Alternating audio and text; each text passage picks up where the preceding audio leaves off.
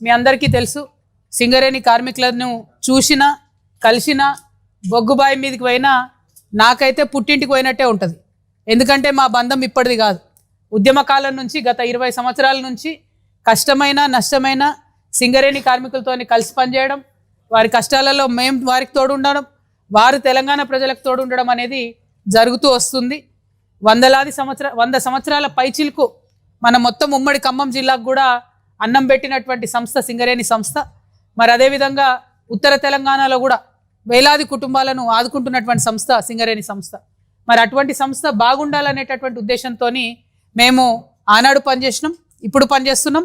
రేపటి నాడు కూడా ప్రభుత్వానికి ఇచ్చేటటువంటి సూచనలు సలహాలు ఏమున్నా కూడా సింగరేణి బాగుండాలనే ప్రయత్నం చేస్తూ ఉన్నాం. మొదటిది, సింగరేణిలో ఓపెన్ కాస్ట్ ఉండాలి, మినిమల్ ఉండాలి. దాంతోపాటు అండర్ గ్రౌండ్ మైన్స్ పెద్ద ఎత్తున ఉండాలి. ఎందుకంటే అండర్ గ్రౌండ్ మైన్స్ పెద్ద ఎత్తున వచ్చినప్పుడే ఉద్యోగాలు ఎక్కువ వస్తాయి.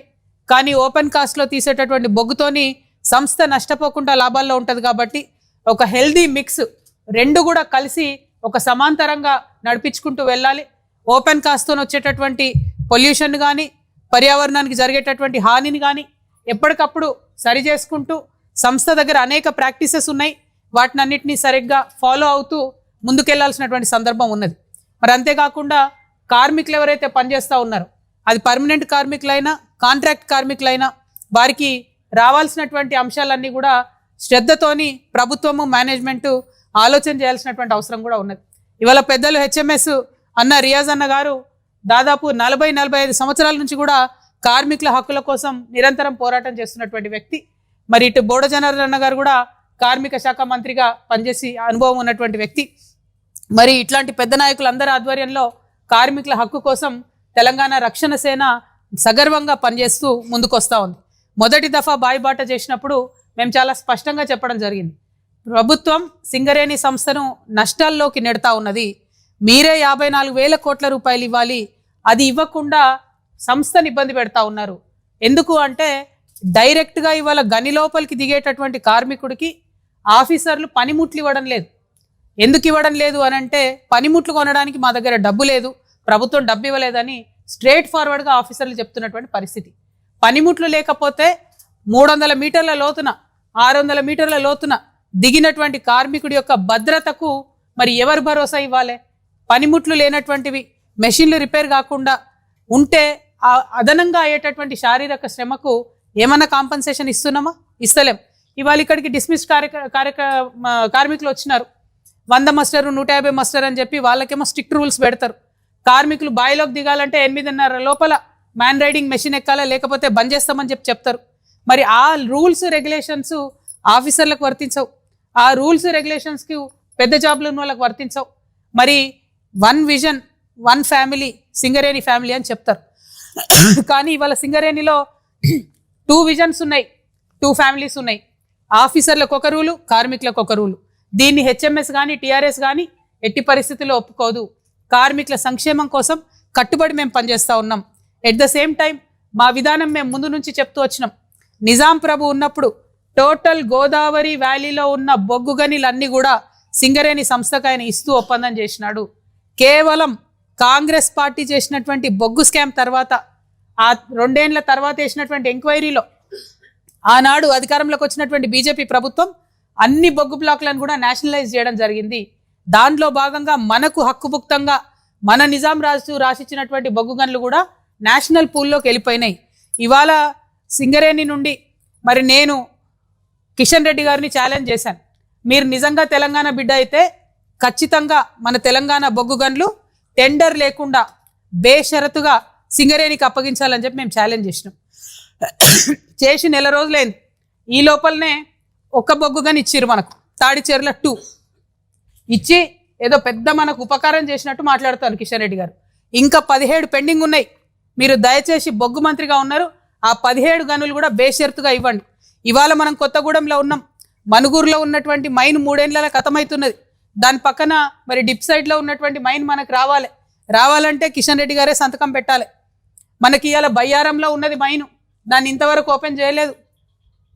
గుండాలలో ఉన్నది పెద్ద మైను, సూపర్ ఏ క్లాస్ బొగ్గున్నది, ఇంతవరకు దాన్ని ఓపెన్ చేయలేదు. ఇవాళ ఇల్లందులో కూడా అదే పరిస్థితి.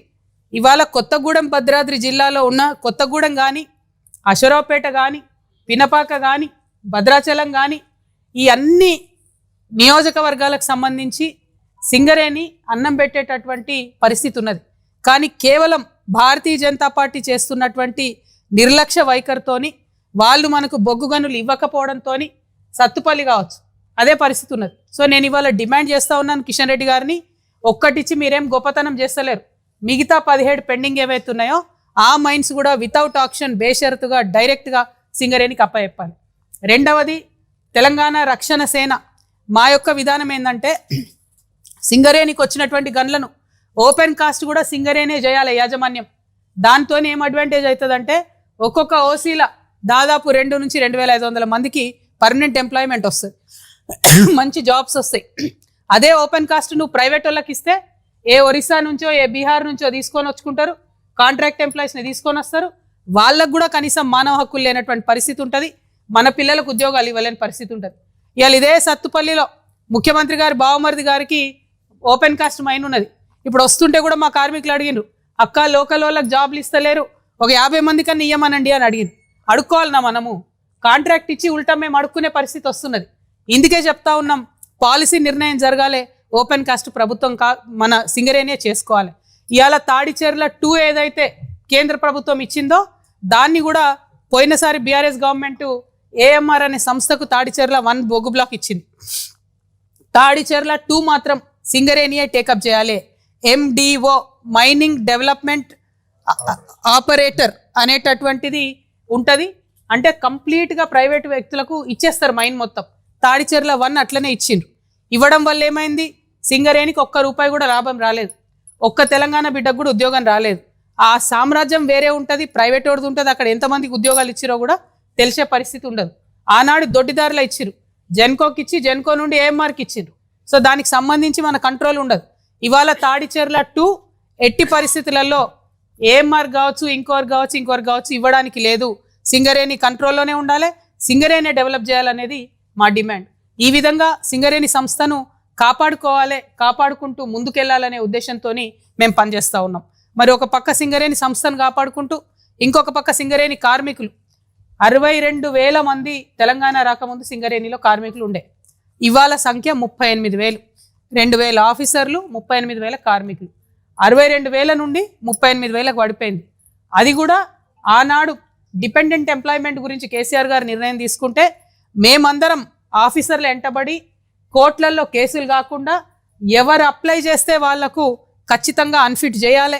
వాళ్ళ పిల్లకి ఇచ్చుకుంటాడా, పిల్లగానికి ఇచ్చుకుంటాడా, అల్లునికి ఇచ్చుకుంటాడా, పక్కింటి ఆయనకి ఇచ్చుకుంటాడా, మాకు అవసరం లేదు.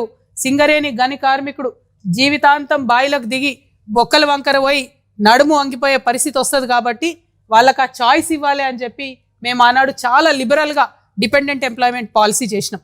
ఇవాళ అదంతా పొడగొడుతున్నారు కాంగ్రెస్ వాళ్ళు. కేవలం డబ్బు ఎవరికి ఇస్తే వాళ్ళని అన్ఫిట్ చేయాలనేటటువంటి పరిస్థితి వచ్చింది. ఆ పరిస్థితి ఉండకూడదు.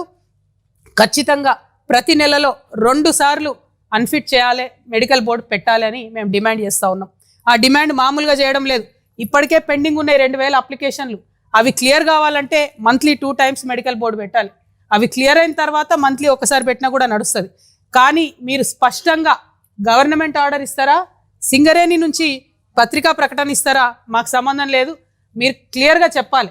మీ అనుబంధ సంఘాలతోని లీకులు చేయించడం, మెడికల్ బోర్డు పెడుతున్నాం 15వ తారీఖు నాడు అంటే కుదరదు.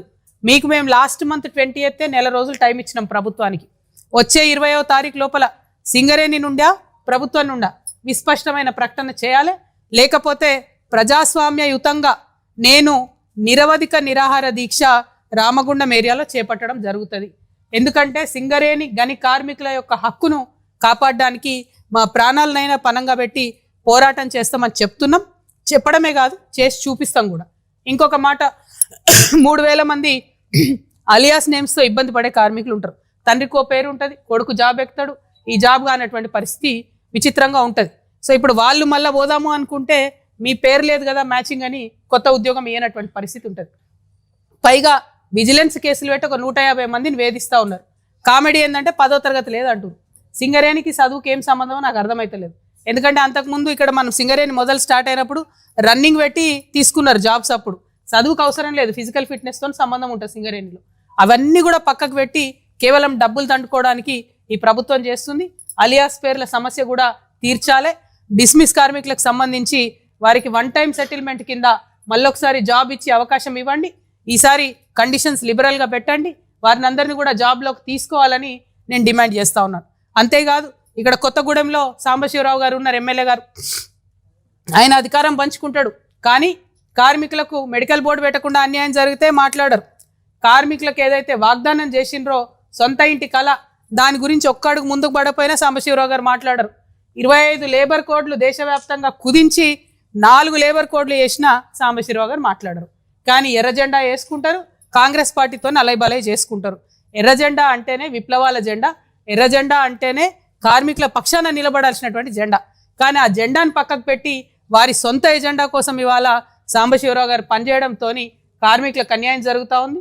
నేను ఎమ్మెల్యే గారిని డిమాండ్ చేస్తూ ఉన్నాను, మీరు అధికారం పంచుకుంటా ఉన్నారు, ఇవాళ లేబర్ చట్టాలను మేము ఇంప్లిమెంట్ చేయము అని చెప్పి అసెంబ్లీలో మీరు తీర్మానం చేయించండి, రెజల్యూషన్ పాస్ చేయించి కేంద్ర ప్రభుత్వానికి పంపించండి. అప్పుడే మీకు చిత్తశుద్ధి ఉందని చెప్పి మేము నమ్ముతాం తప్పితే లేకపోతే ఇంకోటి కాదు. ఇంకొక మాట చెప్పాలా, మరి రేపు ఉమ్మడి ఖమ్మం జిల్లాకు ముఖ్యమంత్రి గారు రాబోతా ఉన్నారు. రైతుకు సభ పెడుతున్నాడు ఆయన. రైతులకు సభ పెట్టి రేపు ఒక 60,000 మందికి రైతు బంధులు వేస్తారంట. జనాలేమో ప్రజలేమో వాళ్ళకు ఒకటేసారి ఓట్లు వేసిరు, కానీ వీళ్ళేమో ఇన్స్టాల్మెంట్లలో రైతు బంధులు వేస్తారు, ఇన్స్టాల్మెంట్లలో పెన్షన్లు వేస్తారు. అది కూడా ఏంది 30 నెలల్లో 3 సార్లు ఎగబెట్టిరు. ఒకసారి సగం వేసిరు 2 ఎకరాల కాడికే, 2 సార్లు మాత్రం పూర్తిగా వేసిండ్రు. అంతేకాదు, ఇంకో పక్క యూరియా, దాన్నైతే మరీ ఘోరం. మొన్నటిదాకా యాప్ పెట్టిరు. ఆ యాప్ వద్దు మహాప్రభు అని మేమందరం మొత్తుకుంటే ఇప్పుడు యాప్ తీసేసి మీ సేవా కేంద్రంలో పెడతాడట. అంటే రైతు ఎద్దిడవాలి, వ్యవసాయం ఇడవాలి, నాగలు ఇడవాలి, అన్ని ఇడిచిపెట్టి ఆయన పోయి మీ సేవా కేంద్రంలో లైన్ కట్టి కూర్చోవాలి, ఆడికి పోయి యూరియా తెచ్చుకోవాలి. ఎందుకోసం ఇవి ఎక్కడ లేని వింత పోకడలు, లేని ఎక్స్పెరిమెంట్లన్నీ రైతులతో ఎందుకు చేయాలి ముఖ్యమంత్రి గారు? పైగా ముఖ్యమంత్రి గారు ఇక నాకంటే మించిన రైతు బాంధవుడు లేదన్నట్టు ఆయన మాట్లాడుతూ ఉన్నాడు. బోనస్ ఇస్తామని చెప్పారు కదా అన్ని పంటలకు, ఒక్కసారి తప్పితే ఎవరికి బోనస్ ఇవ్వలేదు. ఇప్పుడేమో మేము చెప్పిన 7 రకాల వడ్లేస్తేనే బోనస్ ఇస్తామని చెప్పి మళ్ళా బోగస్ మాటలు మాట్లాడుతూ ఉన్నారు. ఇవన్నీ పక్కకు పెట్టి రేపంట లక్షలాది మందితో కలిసి డిప్యూటీ సీఎం గారు ఖమ్మంలో సభ పెడతా ఉన్నారట. నేను కొత్తగూడెం ప్రజల తరఫున, కొత్తగూడెం జిల్లా ప్రజల తరఫున ఒకటే ప్రశ్న వేస్తా ఉన్నా. ఖమ్మం నుంచి 3 మంత్రులు ఉన్నారు. సరే, ఉమ్మడి ఖమ్మం అన్న ఈ ప్రాంతం మీద కూడా వారికి ప్రేమ ఉండాలి. అన్ని ప్రాజెక్టుల హెడ్ వర్క్స్ ఏమో కొత్తగూడెం జిల్లాలో ఉన్నాయి, నీళ్ళన్నీ ఖమ్మానికి పోతున్నాయి. మరి కొత్తగూడెం ప్రజల పరిస్థితి ఏంటి? ఇల్లందు ప్రజల పరిస్థితి ఏంటి? సత్తుపల్లి వాళ్ళ పరిస్థితి ఏంటి? అశరావుపేటల పరిస్థితి ఏంటి? వీళ్ళకి నీళ్ళు ఇవ్వరా? ఇచ్చే ఉద్దేశం కూడా లేదా మీకు? ఆ విషయం రేపు ముఖ్యమంత్రి గారు మాట్లాడాలి. మీరు రైతుల కోసం పెడుతున్న మీటింగు కేవలం ఖమ్మం రైతుల కోసమే కాదు కదా, రాష్ట్ర రైతులందరి గురించి కూడా మాట్లాడాలి. ఇక ముఖ్యమంత్రి గారు సొంత జిల్లా, నిన్ననే నేను ఇక్కడికి వస్తుంటే మహబూబ్ నగర్ జిల్లా నుంచి రైతులు వచ్చిరు నా దగ్గరికి. ఈ ప్రభుత్వానికి నిజంగా రాష్ట్రపతి అవార్డు ఇవ్వాలి. రైతుల మీద రౌడీ షీట్లు ఓపెన్ చేసిన మొట్టమొదటి ప్రభుత్వం ఈ ప్రభుత్వం. అక్కడ ఇథనాల్ ఫ్యాక్టరీ పెడితే రాష్ట్రం మొత్తం ఒక 28 ఇథనాల్ ఫ్యాక్టరీలు ఉంటే ఒక 7 పనిచేస్తున్నాయి. అందులో అన్ని చోట్ల నిరసనలు వ్యక్తం అవుతున్నాయి. అందులో ఒక 5 మహబూబ్ నగర్ జిల్లాలనే ఉన్నాయి ముఖ్యమంత్రి గారి సొంత జిల్లాల. అది కూడా ఎవరిది? బీఆర్ఎస్ ఎంపీ పార్థసారథి రెడ్డి గారిది. ఆయన కూడా మీ ఖమ్మం బిడ్డనే. పార్థసారథి రెడ్డి గారిది ఫ్యాక్టరీ ఉంది అక్కడ. ఒక 500 ఎకరాల సామ్రాజ్యం అది. అక్కడ ఎవరి లోపలికి ఒక మనిషిని రానియరు. అక్కడ 10,000 మంది ఆడబిడ్డలు కూర్చొని, రైతు భార్యలు కూర్చొని ధర్నా చేసి దీక్ష చేస్తే కూడా ఆ ఫ్యాక్టరీని మూసేస్తలేరు. పైగా 90 మంది మీద కేసులు పెట్టిండ్రు. అందులో 9 మంది రౌడీ షీటర్లు పెట్టిండ్రు రైతుల మీద. ఒక జూనియర్ లెక్చరర్ ఉన్నాడండి, గవర్నమెంట్ జూనియర్ లెక్చరర్. ఆయనను 3 రోజులు 3rd డిగ్రీ వేసి ఆయనను సర్వీస్లోకి వెళ్ళి తీసేసి ఇప్పుడు ఆయన మీద రౌడీ షీటర్ పెట్టిరు. అది ఏం ప్రభుత్వము, ఎవరి కోసం పనిచేస్తుంది అర్థం కానటువంటి పరిస్థితి. మీరు రేపు రైతు సభ పెడుతున్నారు కాబట్టి ముఖ్యమంత్రి గారిని డిమాండ్ చేస్తున్నా, మీరు రైతు సభలో మాట్లాడే లోపల మీ సొంత జిల్లా మహబూబ్ నగర్ జిల్లాలో మీరు ఏదైతే రౌడీ షీట్లు పెట్టిరో రైతుల మీద అది తొలగించండి. 90 మంది మీద ఏదైతే కేసులు పెట్టినరో అది తొలగించండి. మీ మహబూబ్ నగర్ జిల్లాను పాయిజన్ చేస్తున్న ఆ ఇథనాల్ ఫ్యాక్టరీని మీరు మూసేయండి. ఇక్కడ బిడ్డనే బండి పార్థసారథి రెడ్డి గారు కాబట్టి వారిని నేను రిక్వెస్ట్ చేస్తూ ఉన్నా. ఇంకా జోక్ ఆఫ్ ద సెంచరీ ఏంటంటే మీ పార్థసారథి రెడ్డి గారిది, ఆయన్నే కంపెనీ పెడతాడు, ఎట్రో కంపెనీ. ఆయన్నే మందులు తయారు చేస్తాడు, ఆయన్నే మొత్తం మన భూమిలో విషం పోస్తాడు, ఎథనాల్తోని భూమిలో విషం పోస్తాడు. మళ్ళీ ఆయన్నే క్యాన్సర్ హాస్పిటల్ పెడతాడు. ఆ క్యాన్సర్ హాస్పిటల్కి మళ్ళీ మన ప్రభుత్వం భూమి ఇస్తుంది. ఆనాడు బీఆర్ఎస్ భూమి ఇచ్చింది, ఇప్పుడు కాంగ్రెస్ ఇంకొంచెం దానికి వెసులుబాటు చేసి మళ్ళీ భూమి ఇచ్చింది. అంటే రోగం వాళ్ళే ఇస్తారు, క్యాన్సర్ హాస్పిటల్కి కూడా మనమే పోయి ట్రీట్మెంట్ చేసుకోవాలి. ఎందుకు ఈ మాట చెప్తా ఉన్నా అంటే ఒక బాధ్యత గల ప్రజాప్రతినిధులుగా ఉన్నటువంటి ఎంపీ గారైనా బాధ్యత గల స్థానంలో ఉన్నటువంటి ముఖ్యమంత్రి గారైనా రైతు రైతు రైతు అని మాటలు చెప్పడం కాదు, నిజంగా రైతుకి ఏది మంచిదో అది చేయండి దయచేసి. రైతులు మొత్తుకుంటుంటే కూడా పచ్చటి పొలాలలో ఇథనాల్ ఫ్యాక్టరీలు పెట్టడం కరెక్ట్ కాదు. మేము పోయి గద్వాల్లో ఉద్యమం చేసినాం, చేస్తే పెద్ద దన్వాడ దగ్గర ఫ్యాక్టరీ అక్కడ నుంచి తరలించే పరిస్థితి తీసుకొని వచ్చినాం, పోయి అక్కడే కూర్చున్నాం బంద్ చేసేంత వరకు. మరి ఇక్కడేమో ఉద్యమాలు చేస్తే రౌడీ షీట్లు పెట్టి వాళ్ళని ఇబ్బంది పెడుతున్నారు.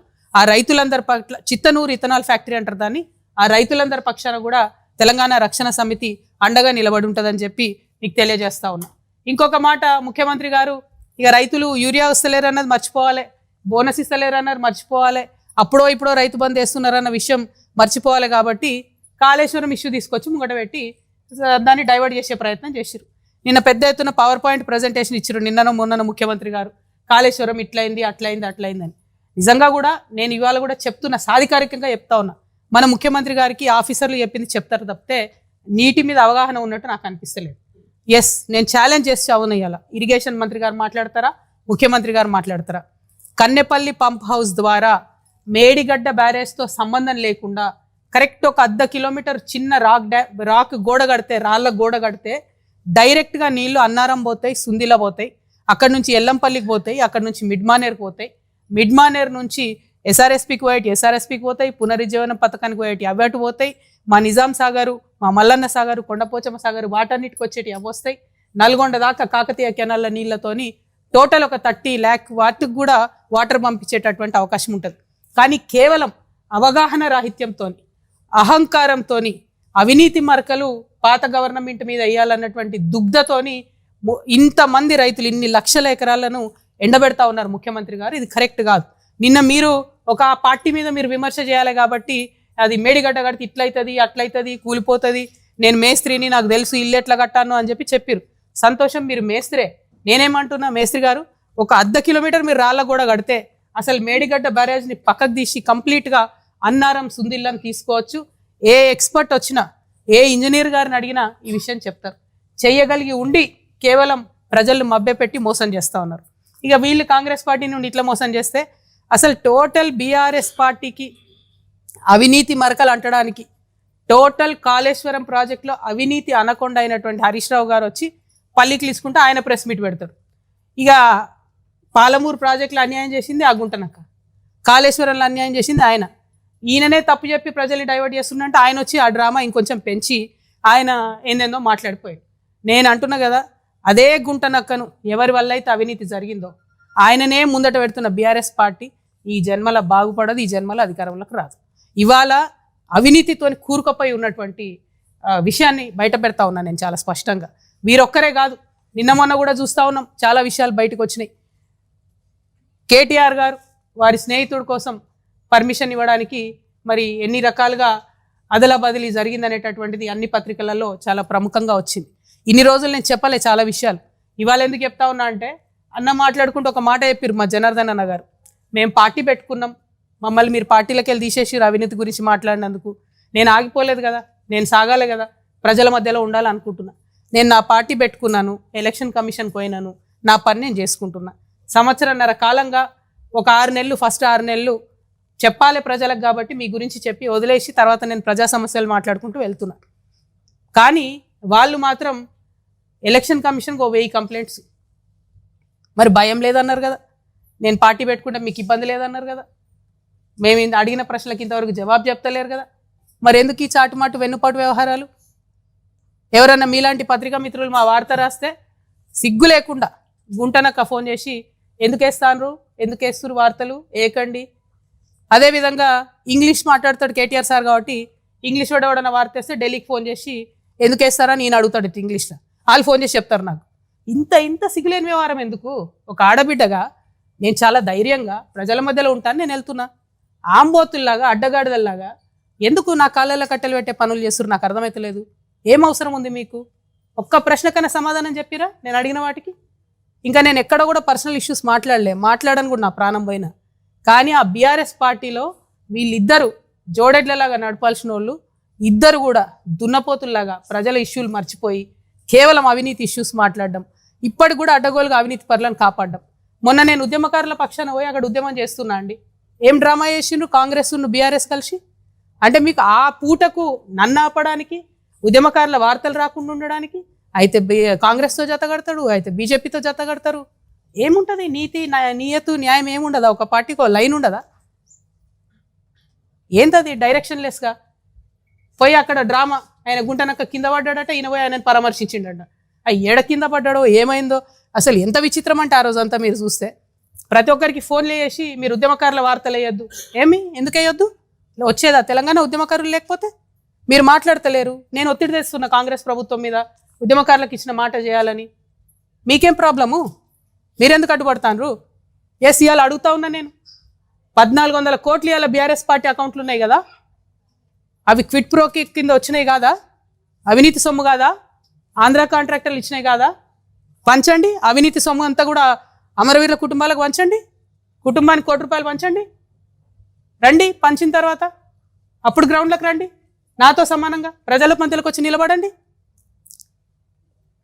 ఇలా ఒంటరిగా నేను పోరాటం చేస్తుంటే మీరందరూ డబ్బులు పెట్టుకొని వచ్చినటువంటి అనేకమైనటువంటి అవినీతితోని వచ్చినటువంటి అనేకమైన అంశాలను పెట్టుకొని నన్ను ఇబ్బంది పెడతారేంది?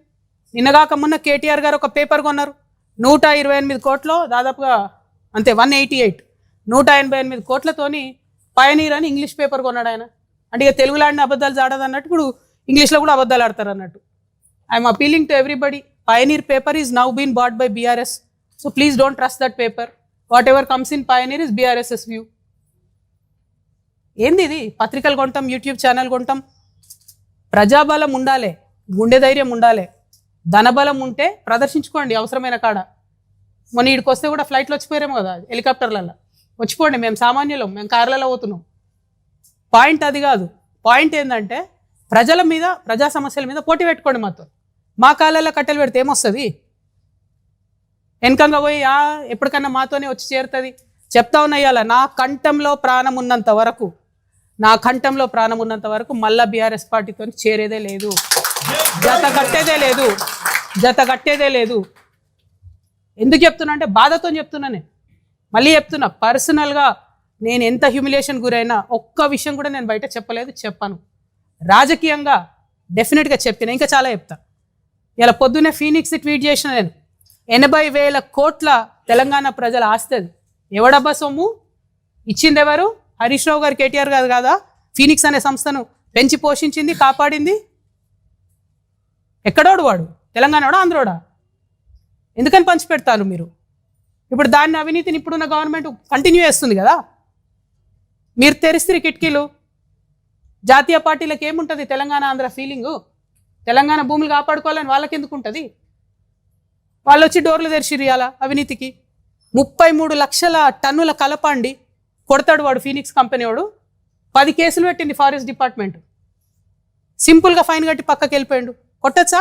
33 లక్షల కలప హైదరాబాద్ నగరం నడిబొడ్డున ఎడ దొరుకుతుంది అంత గ్రీనరీ? ఇవ్వడానికి వీళ్ళకి లేదు. కేసు పెట్టిన ఫారెస్ట్ డిపార్ట్మెంట్ కూడా ఇంతవరకు కుయ్యి అంటలేదు, కై అంటలేదు. మేము మొదలుపెట్టాం. నేను చెప్తున్నా, భూ పోరాటం, భూదందా, భూ కబ్జా నేను ముందే చెప్పిన. 2014 నుంచి తెలంగాణ వచ్చినప్పటి నుంచి నేను అధికారంలోకి వచ్చేదాకా అన్ని రివ్యూ చేస్తాం. కేసీఆర్ గారు గవర్నమెంట్ ఇచ్చింది రివ్యూ చేస్తాం, రేవంత్ రెడ్డి గారు గవర్నమెంట్ ఇచ్చిన భూములు కూడా రివ్యూ చేస్తాం.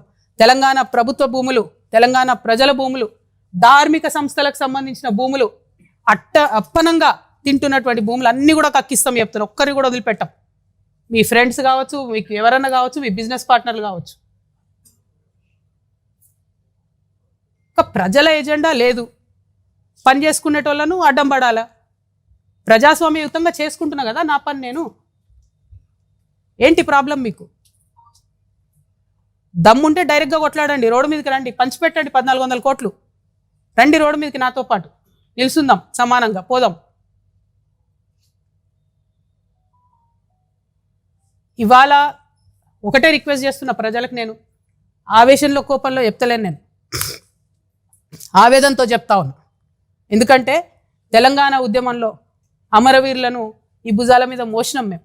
సువర్ణ అనే పాప చచ్చిపోతే ఆ శవాల మీద పడి ఏడ్చినాం మేము. ఆనాటి నుండి ఈనాటి వరకు కూడా తెలంగాణ ఉద్యమకారుల పక్షానే నిలబడ్డానే. మీ అందరికీ తెలుసు, సింగరేణిలో కాంట్రాక్టర్లతో ఎవరు మాట్లాడుకున్నారో తెలుసు, కార్మికుల పక్షాన ఎవరు ఉన్నారో మీకు తెలుసు. దాస్తే దాగేటి విషయాలు కాదు ఇవి. ఎక్కడ ఆగవు అవినీతి చేస్తే. ఇవాళ రేపు ఉన్న సమాజంలో బోల్డ్ అని ఉంటాయి, ఒక్క నిమిషంలో బయటపడుతుంది. నాకు ఇంత గుండె ధైర్యం ఎందుకుంది, నిక్కచ్చిగా ఎందుకు మాట్లాడుతున్నా? నేను ఆ పార్టీలో ఉన్నప్పుడు కూడా నేను ఫైట్ చేసిన ఉద్యమకారుల కోసం. ఆ పార్టీలో ఉన్నప్పుడు కూడా తెలంగాణ వనరులు కాపాడడం కోసం ఫైట్ చేసిన. తెలంగాణ కాంట్రాక్టర్లకు ఇవ్వాలి, ఆంధ్ర కాంట్రాక్టర్లకు ఎందుకని ఫైట్ చేసిన? ఎందుకంటే తెలంగాణలో ఉన్న చిన్న చిన్న కాంట్రాక్టర్లు ఉద్యమాలు చేసే సందర్భంలో చాలా సంఘాలకు డబ్బులు ఇచ్చి తోలేదు వాళ్ళను. తెలంగాణలో ఉన్న చిన్న చిన్న బడ్జెట్ స్కూల్స్ బస్సులు ఇచ్చి తోలేదు వాళ్ళను ఉద్యమాలకు. నా నిజామాబాద్ జిల్లాలో నేను ఎంపీగా ఉన్న 10 ఏళ్లలో నారాయణను చైతన్యను అడుగుపెట్టనియలే నిజామాబాద్ జిల్లాలో. నేను అంత కట్టరుగున్నా. నేను ఇలా అదే నారాయణకు చైతన్యకు పాలు అమ్ముకుంటాడు హరీష్ రావు. మళ్ళీ డిమాండ్ చేస్తున్న ముఖ్యమంత్రి గారు, నేను పెద్ద పెద్ద స్కూల్స్ 500 జనాభా దాటితే విజయ డైరీ పాలే కొనాలా. 100% తెలంగాణ రైతులకు లాభం జరగాలి, పాడి రైతులకు. ప్రైవేట్ వాడికి లాభం జరిగేది ఏంది? ఫీజులు తగ్గిస్తున్నాడా? ఫీజుల నియంత్రణ కోసం చట్టాలు తేవాలంటే వీరు చేసిండ్రా?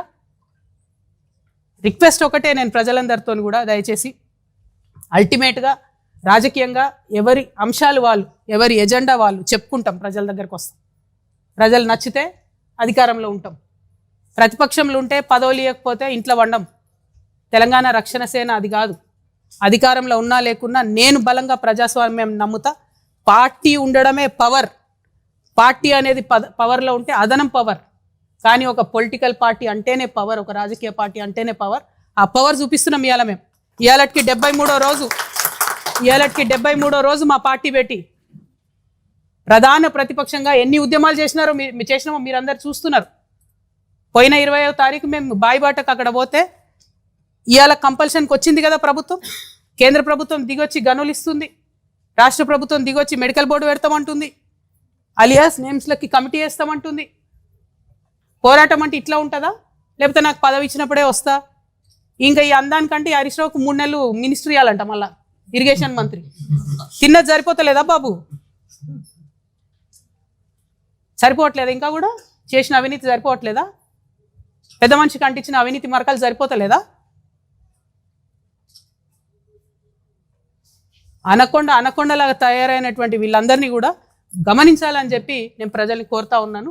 నా రిక్వెస్ట్ సింపుల్గా ఒకటే, మేము ఒక పార్టీ పెట్టుకున్నాం, పార్టీ పేరు రక్షణ సేన అని వచ్చింది, మేము అడిగింది కాదు. 5 పేర్లు అడిగితే వాళ్ళకెళ్ళి వాళ్ళు ఒకటి ఇచ్చిర్రు. ఇక దాన్ని ఓడగొట్టాలని ప్రయత్నం చేస్తూ ఉన్నారు. దేవుడు నా పక్షాన ఉన్నాడు, న్యాయం నా పక్షాన ఉన్నది. అల్టిమేట్గా విజయం నాదవుతుందని నేను అనుకుంటున్నా. ఏ పేరు వచ్చినా సరే ఆశీర్వాదం ప్రజలది ఉండాలి. ప్రజల పక్షాన్ని నిలబడి కొట్లాడాలి. Every single day, every issue నేను ప్రజల నుండి ఫైట్ చేస్తా. నేను మళ్ళీ ఛాలెంజ్ చేస్తున్నా బీఆర్ఎస్ పార్టీ వాళ్ళను, ఎస్పెషలీ సోషల్ మీడియాలో ఉండి సొల్లు మాటలు మాట్లాడేటోళ్ళను. తల్లి చెల్లె అనే విషయం కూడా, ఇంగితం కూడా మర్చిపోయి అడ్డమైన కూతలు సోషల్ మీడియాలో కూర్చోవాలని చెప్తున్నా. దమ్ముంటే ముఖం చూపించి మాట్లాడండి. ఇష్టం వచ్చినట్టు కమెంట్స్ పెడితే చూస్తూ ఊరుకోరు. సభ్యత, సంస్కారం ఉండాలి. ఇది ఆంధ్ర కాదు, అడ్డమైన తిట్లు తిడితే చూసుకుంటూ ఊరుకోవడానికి. మర్యాద ఉంటుంది తెలంగాణలో, అది పాటించండి. ఇంగితం ఉండాలి కొంచెమన్నా. బీఆర్ఎస్ పార్టీ సోషల్ మీడియాకి నేను హెచ్చరిక చేస్తా ఉన్నా. మీ ఇంట్లో కూడా తల్లి ఉంటుంది, మీ ఇంట్లో కూడా చెల్లె ఉంటుంది. దమ్ముంటే ఇష్యూ మీద మాట్లాడండి. ఎస్, నేను ఇలా బాజాప్తా చెప్తున్నా. ప్రదీప్ కన్స్ట్రక్షన్కి డెఫినెట్గా క్విట్ ప్రో కో కిందనే కేటీఆర్ గారు ఇచ్చినారు, అవినీతి చేసినారు. దాని మీద చెప్పండి సమాధానం. దమ్ముంటే దాని మీద చెప్పండి. బూతులు తిట్టడాలు, ఎటువంటి అటు మాట్లాడాలు, నా ఫోటోలు తీసి ఇంకే ఫోటోలు పెట్టడాలు కరెక్ట్ కాదు, పద్ధతి అది. హరీష్ రావు గారి మీద స్పెసిఫిక్ ఆరోపణలు చేసిన నేను. దమ్ముంటే వాటి మీద మాట్లాడండి. అంతేగాని మా దగ్గర సోషల్ మీడియా ఉంది, ముఖం చూపించే అవసరం లేదు, ఏది పడితే అది పెడతామంటే చూస్తూ ఊరుకోరు. సభ్యత ఉంటుంది, నైతికత ఉంటుంది. తల్లి చెల్లి అని భేదం మర్చిపోయిన వాళ్ళు ఏం చేస్తారా ప్రజలకు? మీరు రేపొద్దున నాకు అర్థం కాదు. అంతేనా? మీ ముంగట ఉంటే ఒక 5-6 హౌలపుర వాళ్ళు ఉంటే వాళ్ళని వదిలేసి ఎటు పడితే అటు మాట్లాడమని చెప్తారా సోషల్ మీడియాలో? నా దగ్గర లేరా? ఏ పార్టీలో లేనంత యూత్ మా పార్టీలు ఉంది. నేనేం చెప్తా మా యూత్కి? ఒకటే మాట చెప్తా, తిట్టొద్దు, ఇష్యూ మాట్లాడండి అని చెప్తా. నేను మళ్ళీ చెప్తున్నా, ఇలా ఛాలెంజ్ చేసి చెప్తున్నా. ఏ పార్టీలో లేనంత యూత్ ఇలా తెలంగాణ రక్షణ సేన దగ్గర ఉంది. బట్ మేము సభ్యతగా ఉంటాం, సంస్కారంగా ఉంటాం.